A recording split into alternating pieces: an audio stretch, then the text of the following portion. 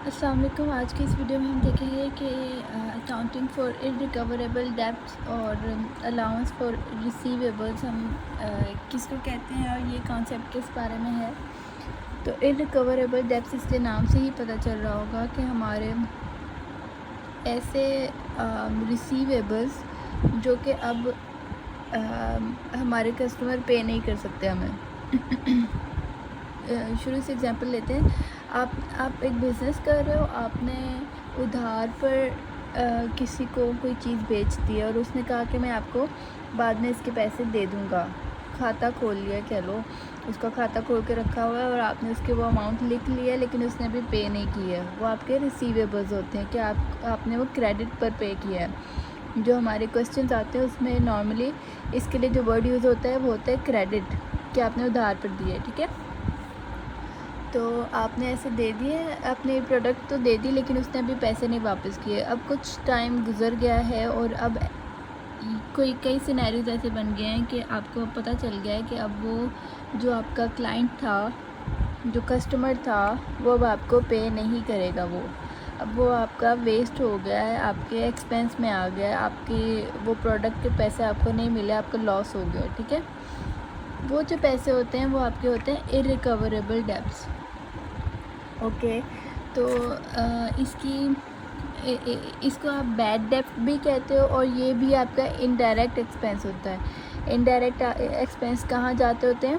Statement of profit and loss के अंदर जब आप ग्रॉस प्रॉफिट या ग्रॉस लॉस निकाल लेते हो, उसके नीचे जो सारे आपके लेस होते हैं एक्सपेंसेस, वो सारे इनडायरेक्ट एक्सपेंसेस होते हैं, तो ये भी वहाँ जाएगा। ठीक है, ये भी मैं आपको दिखाऊंगी बाद में आपकी स्टेटमेंट ऑफ फाइनेंशियल पोजीशन में कैसे इफेक्ट कर रहा है और प्रॉफिट एंड लॉस में कैसे इफेक्ट कर रहा है। ठीक है, सबसे पहले इसकी जर्नल एंट्री देखते हैं। जर्नल एंट्री में होता है कि आपकी जो भी रिसीवेबल्स होते हैं, रिसीवेबल्स अब क्या थे?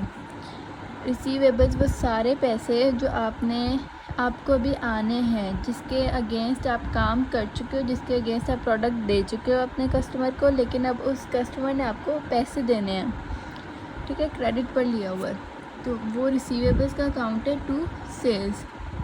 रिसीवेबल आपके डेबिट हुए और सेल्स आपके क्रेडिट हुए। ये थी आपकी ओरिजिनल एंट्री, रिसीवेबल्स जब आपके पास आए। ठीक है, सेल करने के बाद इन केस आपके पास कुछ भी अब उसमें से रिकवर नहीं हुआ जो आपने सेल्स की थी, फिर आप क्या करोगे? इररिकवरेबल डेब्ट की एक एंट्री बनाओगे और उसको डेबिट करोगे, और क्रेडिट क्या करोगे? जो रिसीवेबल था आपका वो वाला अकाउंट। ठीक है, एग्जैक्ट वही अमाउंट, अगर आपके पास कोई भी अमाउंट रिकवर नहीं हुई तो। ठीक है, इन केस के आपको पार्शियल पेमेंट उसने कर दी और पार्शियल वो कह रहा है मैं नहीं कर सकता, सिर्फ आधी ही पेमेंट आपको करूँगा, उस केस में क्या करना है आपने? इस केस में आपकी एंट्री होगी बैंक, मतलब बैंक में गए, आपके पास 500, हाफ उसने पे कर दिया आपको, हाफ जो है आपके वो इररिकवरेबल में गए। ठीक है, ये दोनों आपके डेबिट हुए। क्रेडिट में क्या गया? रिसीवेबल्स टोटल कितने थे? 1000, तो इसका सम और इसका सम ये इक्वल होना चाहिए। ठीक है, तो इस तरह से थी इसकी जर्नल एंट्री। तीसरा केस ये हो सकता है, इन केस कंपनी हमारी, अब ये तो था कि आपका लॉस हो गया है। ठीक है, अब इन केस आपकी जो कंपनी है, फॉर एग्ज़ाम्पल आपकी ख़ुद का बिज़नेस है, लेकिन आपके बिज़नेस से किसी और ने आपसे पैसे लिए हुए हों, किसी और कंपनी ने, और फिर वो कंपनी जो है वो बैंकरप्ट हो गई और वो आपको पैसे देने के काबिल नहीं रहे। अब एक टाइम आया है जब वो कंपनी फिर से रीस्टार्ट हुई है और अब वो कह रहे हैं कि आपके जितने रिज़र्व्स थे, इररिकवरेबल्स थे, वो हम रिवर्स करके आपको पे करेंगे। ठीक है, उसकी एंट्री कैसे होगी?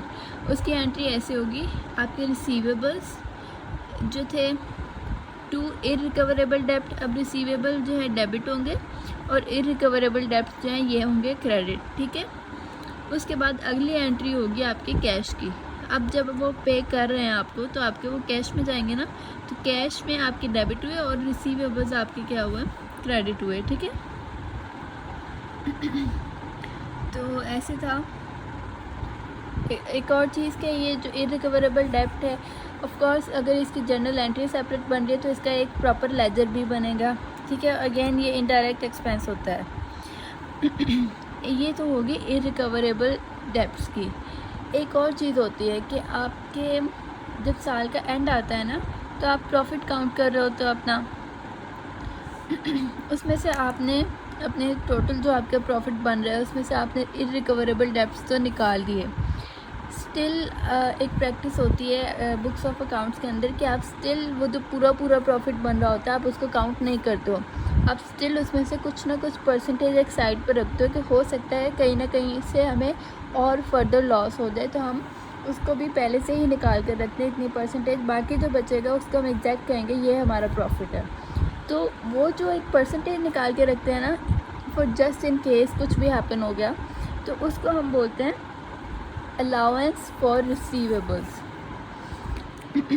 अब ये जो रिसीवेबल्स हैं उनमें से अभी भी पॉसिबिलिटी है ना कि कोई ऐसा और बंदा निकला है जो ना पे करे, तो वो परसेंटेज हमने साइड पे रखी तो उसको बोला अलाउंस फॉर रिसीवेबल्स। इसको एक और नाम से बोलते हैं प्रोविजन फॉर डाउटफुल डेट्स।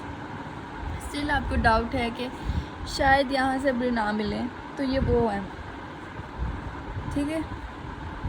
आप तब तक अपना प्रॉफिट काउंट नहीं करते हो जब तक आपका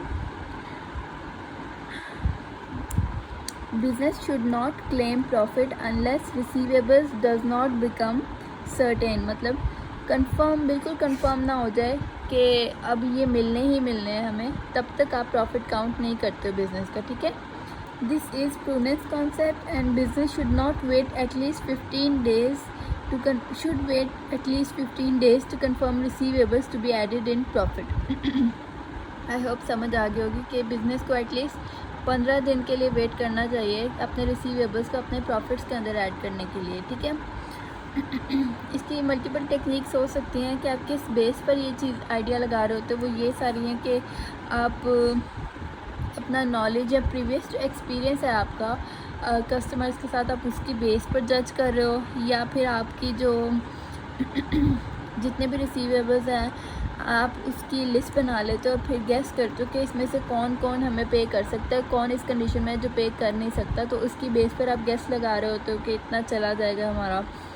या उसमें से आप खुद ही कोई एक टोटल जो रिसीवेबल्स हैं उनमें से कोई परसेंटेज आप खुद ही रख रहे हो कि इतनी परसेंटेज जो है वो पॉसिबली निकल जाए कि कोई ना पे कर सके, ये तरीका हो सकता है। या फिर आप पूरा एक टाइम डिलेज का टेबल बना लो और उसमें से देख लो कि कौन है जो फर्दर ना पे कर सके आपके रिसीवेबल्स, ठीक है। तो इस अलाउंस की जर्नल एंट्री क्या होती है,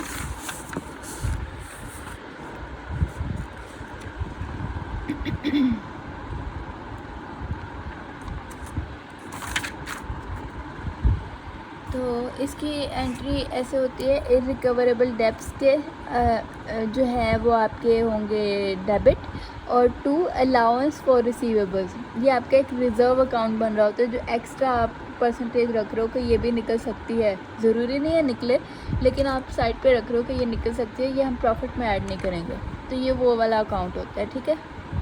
एग्जाम्पल इसके ऐसे लिए कि आपके रिसीवेबल्स इतने थे, उसमें से आपके इररिकवरेबल डेब्ट्स जो हैं वो इतने निकल गए हैं।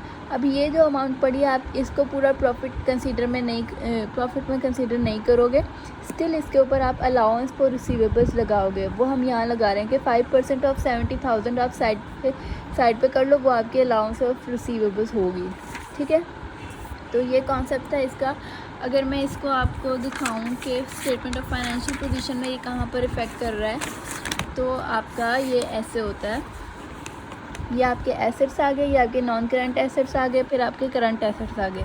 करंट एसेट्स के अंदर जहाँ पर आपका आएगा रिसीवेबल्स आ गए। अब इस रिसीवेबल्स में से आपने माइनस करने हैं क्या, इररिकवरेबल डेब्ट्स भी आपने माइनस करने हैं, जिसके साथ लेस होगा वो मतलब इसमें से माइनस से हो रहा है, और हमने अलाउंस फॉर रिसीवेबल्स ये भी माइनस करने हैं, ठीक है। तो ये जो माइनस होकर आएंगे ये फिर आपके टोटल रिसीवेबल्स होंगे, और फिर इनको आप फिर अपने एसेट्स में नॉर्मल एसेट की तरह कंसीडर करोगे, ठीक है। आगे ये प्री पेमेंट्स, एक्रूड, ये सब भी हम कॉन्सेप्ट अगली वीडियोस में देखेंगे।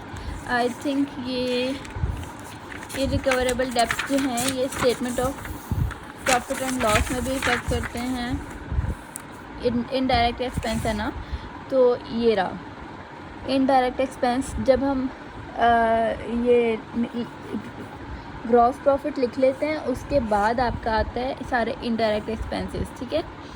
तो इनडायरेक्ट एक्सपेंसेस के अंदर हमने इरिकवरेबल डेप्ट एंड अलाउंस की वैल्यू भी लिख लिया है। अभी यहाँ पर दोनों इकट्ठे लिखे हुए हैं, तो आई थिंक ये दोनों का सम करके लिखा हुआ है। तो ऐसे ये दोनों स्टेटमेंट्स के अंदर इफ़ेक्ट करते हैं। अगले वीडियो में हम आई थिंक हम देखेंगे एक्रूड और प्रीपेड वाले कॉन्सेप्ट्स को देखेंगे। तो अगली वीडियो तक के लिए अल्लाह हाफ़िज़।